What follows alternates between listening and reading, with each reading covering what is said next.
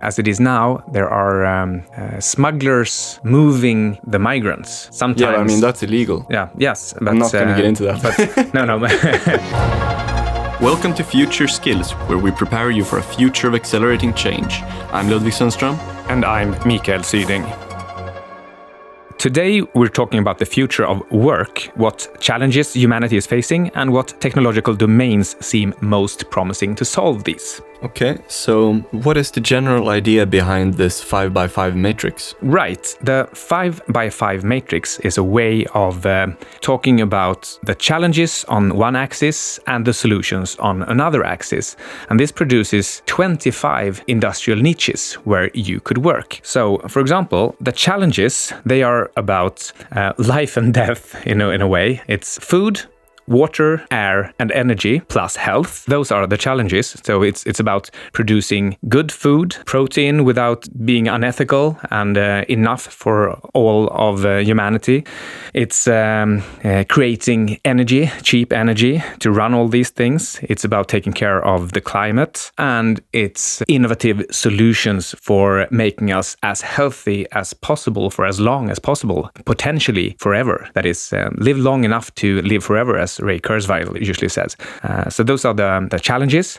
And then we have the solutions, which are what I usually call singularity-enabling technologies. So these are what could create a self-sustaining and self-accelerating development of technology that goes faster and faster. And those are robotics and automation, biotech, nanotech, 3D printing or additive manufacturing, and on top of it all, artificial intelligence, which is really what would power all of these. Okay, this is kind of complex to describe when we're talking about it like this, but we'll devote the rest of the episode to talking about it. But before we move on, I want to say that the way that I see this is that in general, in society, what you see is a lot of people, they just get kind of put into their place in a rather haphazard manner, like it just happens, but it's not, they're not really proactive about it, about thinking where to go. And I think this kind of framework or idea or model, whatever you want to call it, that you propose here, the 5x5 framework, I think that it's a way to be more proactive in thinking about how to actually work on something that, you know, mankind needs or something that has inherent demand, rather than just being told by, you know, an outdated school system to go into this profession. Yes, exactly. And even if you talk about things that have an inherent demand, like something modeled from Maslow's hierarchy of needs, for example, even in that case, you might forget about the threats of future technologies that could take your job away by automating it away, for example. So if you already think in terms of, for example, only go into industries which are automation enabling themselves and thus has a lower probability, a lower risk of being automated away, then you're probably good to go. Yeah, that's another example of proactive thinking, to be at the cause end rather than the effect. Yeah, so we mentioned climate change, water, food, pollution, and longevity or death, but there are more industries. Okay, what's your take on energy production and energy storage? Yeah, actually, all of our problems could be solved if we only had access to cheap or even free energy. And parenthetically, I actually think that will happen sooner or later. So the lack of cheap energy, that's really the root cause of all problems. Because with cheap energy, we could create food in vertical farms. We could desalinate and clean water infinitely. We could create cheap housing. We could take care of transportation. Really, everything is about energy. Speaking of this, wasn't it like Tesla who said sometime that he was talking about something like this, and then he had some sort of idea for converting sun energy into, you know, energy for all of Earth? Yeah, well, he has a lot of, on paper, good ideas, but engineering-wise, they are completely impossible. But how did he achieve his other, like the current? Well, he hasn't made a profit yet, so he's no, really I'm running. not okay. I mean Tesla, the old guy. Yeah, well, that guy. Okay. I thought you were talking about Elon Musk and his company Tesla. No, I mean Nikola Tesla. Yeah, Nikola Tesla. He had an idea about, I think, creating energy from thin air through, I don't know, using the potential. There are electrical charges in the air in the very small scale. And I think there is a way, I think it's called ionization, and there is something called an ion drive. So that it is possible, theoretically, physically, to actually produce energy. And quite recently, somebody used Tesla's ideas to create a very small and thin airplane that actually has as its driver this type of ion drive that creates energy just from thin air. So it doesn't have any moving parts, doesn't have an energy storage, so it just creates the energy for flight. How big is this plane? I think it's like a couple of decimeters, something like that, a foot. Yeah, so it's not like a jet fighter. No, and I think I read that as far as we know right now, we won't be able to build a full-scale plane that works. Okay. So let's go back to the 5x5 matrix again, with the 5 big problems and the 5 big technologies. And possibly you could add something else to this, like mental health, or depression and things like that. Oh yes, there is definitely a risk, and maybe the explanation for rampant depression has to do with all these technologies and technological progress, because people get depressed by that. And also technology like cell phones and gaming, that creates a digital addiction that I also think is making people depressed. Maybe it's social media, or maybe it's just a question of you always go for the quick fixes or the quick kicks, and you don't think about meaning and long-term sustainability in whatever you're doing. Yeah, it's like what we were kind of discussing a little bit before we started recording now with the whole online gambling phenomenon. It's messed up, but it's a lot of money there. Yeah, like people are gambling online. Yeah, but on the other hand, you have the problems with addiction. Yeah, but that's what I mean. Yeah. It's like it's a real problem, yes. and it's stemming from this.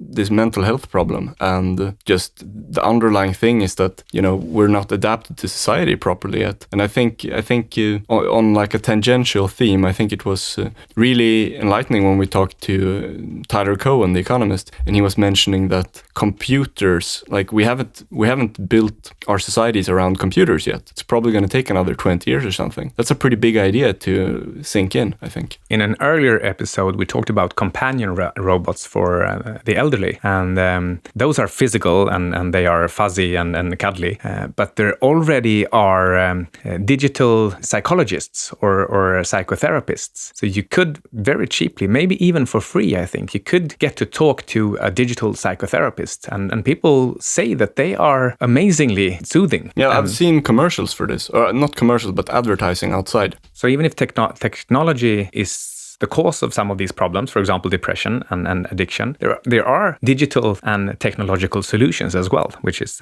really a good thing.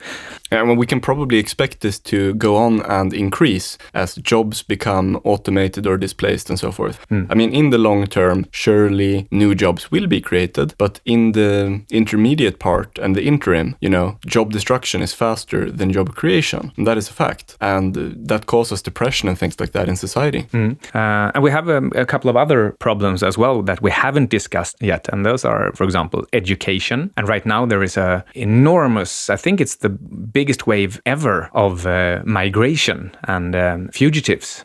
Okay, so what do you propose there? Do you have any ideas? Like, how could that be a future industry to work in? Well, online education is the first thing I'm thinking about. But when it comes to migration, I really have no idea. Self-driving ships? No, I don't know. I don't have a good idea. But then again, I'm not really an entrepreneur. In this case, I can just identify that migration is one of the biggest problems there is. I mean, I can't solve climate change either. I can just identify it as a place where a lot of people need to put their minds together, and potentially you could make a lot of money saving the environment and saving people migrating. But I want to dwell on that a little bit more with the migration thing. You're selling it to governments basically, and and telling, if you're an entrepreneur and you're starting some sort of company about migration, your client is the government and you're trying to sell it to the government to tell them. Now you could do that. But who else is going to pay for it? Yeah, well, it's probably governments. But then again, as it is now, there are smugglers moving the migrants. Sometimes. Yeah, I mean, that's illegal. Yeah, yes. But, I'm not going to get into that. But, no. but maybe there could be a situation where it's done legally. And apparently... Legal smuggling. Yeah, well, then you'll have to take smuggling out of the equation. But they have to be transported some way. I mean, they are going one way or another from war and persecution to a new geography. They have to be moved some way. And apparently they are willing to pay a lot of money to be moved. And if laws change or if there are certain places that accept the migrants, then there is a lot of money to be made from that. And at the receiving end, no matter how they get there, they have to live somewhere. So somebody has to provide housing, and either they pay for it or the new government pay for it. And I know as a provider of housing for migrants, there's also a lot of money to be made, either from the government or from the migrants themselves. Okay, can we take some other areas like space, for example? Yes, within space, there are several interesting areas. One is space exploration and technologies needed to get out of the gravitational well of Earth. So it could be space elevators or it could be reusable rockets. Another is asteroid defense. I mean, we pretty much know where the asteroids are and where they come from, and we have eyes on them. But if they head for Earth, we're pretty bad at stopping them so far, and that could potentially be the most important thing ever. But I'm not sure how to make money from asteroid defense at this point. But space mining seems to be a place where quite a few companies are putting billions of dollars into. Okay. That's interesting. I don't know anything about it, but it's interesting. So now to do a recap, we've kind of covered all these 5 different big problems, challenges, and also more of them, like migration and so forth, and space. And I'm wondering, how do you use these 5 different big technologies to attack these challenges? Yeah, well, let's not go into exactly how to solve the various problems, but let's talk more generally which technologies could be used.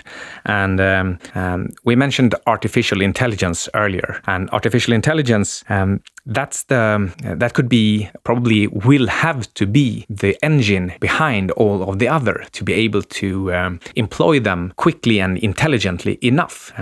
So whoever solves the hard problem of artificial intelligence will definitely strike it rich. And it seems right now as if Google is in the lead with DeepMind, and then you have a couple of other retailers and other companies that are also pretty good at this. Yeah, it's going to be really interesting when we talk to Martin Ford, who has now written this book, Architects of Intelligence, where he talks to all of these AI innovators. And we're going to do that next week, I think, right?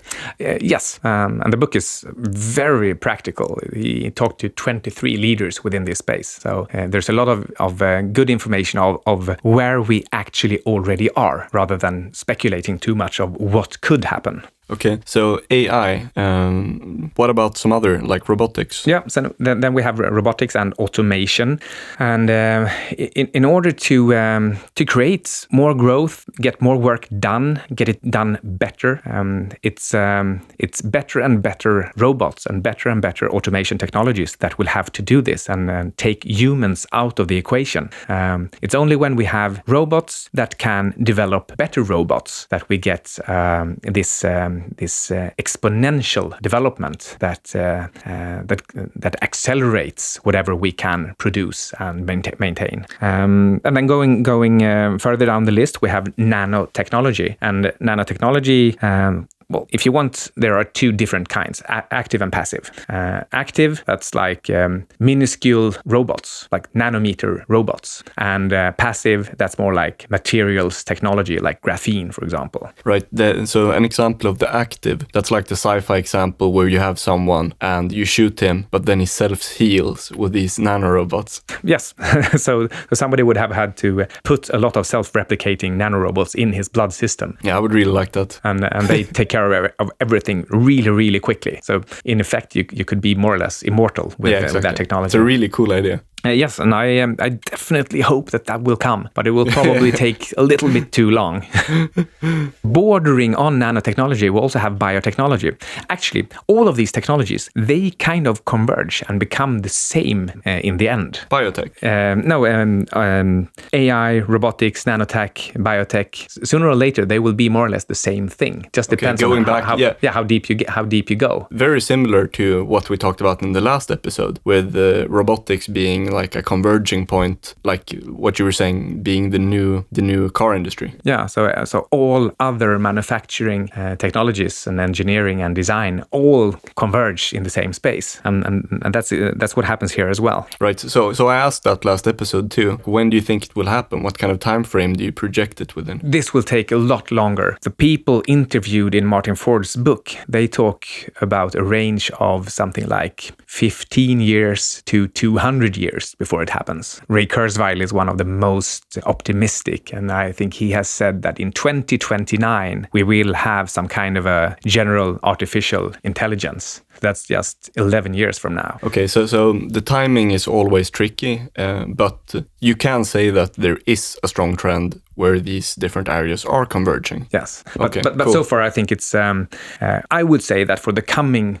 25 or 50 years, I mean, that's a very wide range for accelerating technologies, but within the coming 25 to 50 years, it's more helpful to think of these as separate solutions, as separate industries. So biotech is definitely different from nanotech or AI and additive manufacturing. But let's talk about additive manufacturing. Yeah, what is it? It's like 3D printers, and you can print static materials like metals or plastics, but you could also print living cells. So you load up the printer with living cells, living heart cells, for example, and then you print a living heart, and then you can transplant that to somebody who needs a heart. And you could actually create these cells using biotechnology. There you have it, the convergence. Using biotechnology and stem cell research by taking skin cells from the patient that needs a heart and converging these skin cells to stem cells, and then these stem cells make them into heart cells. And then you print a heart with his own genetic material and genetic makeup, and then you can transplant that safely into him because it's exactly his setup. Do you know any, like, do you have any stats, how long time that takes or what it costs? I'm not entirely sure if anybody has actually had an implant like that.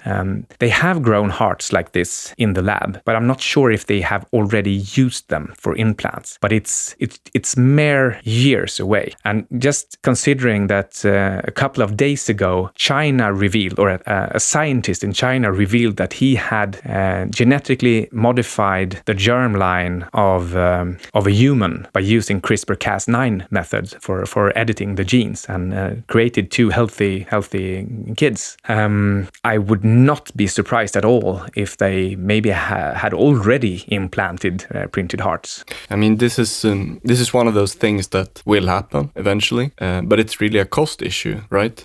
Yes, it will be very expensive in the beginning, and I mean the demand is there. Yeah, yes, and everyone who's going to die would obviously pay for it. Yeah, and be ready to use the technology before it's mature, before it's safe. I mean, if you're going to die within a week anyway, why not try an artificial heart? All right, so we've been through these 5 technologies: artificial intelligence, robotics, nanotechnology, biotechnology, and additive manufacturing. And like you were saying before, these are like general purpose technologies where improvements made build and hopefully will create an exponential effect going forward. Yes, exactly.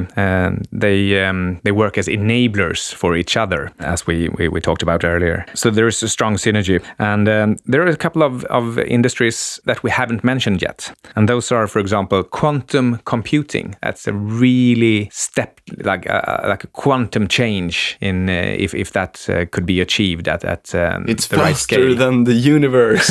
well, maybe it's as fast as the universe. The universe is probably a quantum computer, and we have to try to mimic that. That's actually a thing that I think a lot of people misunderstand. People have been used to thinking that zeros and ones, that the binary way of thinking in conventional computers, that is the correct way of thinking. Since we are macro creatures, we think we have, like, if you look at your digits, you have 5 fingers. They are 1, 2, 3, 4, 5. They're very distinct.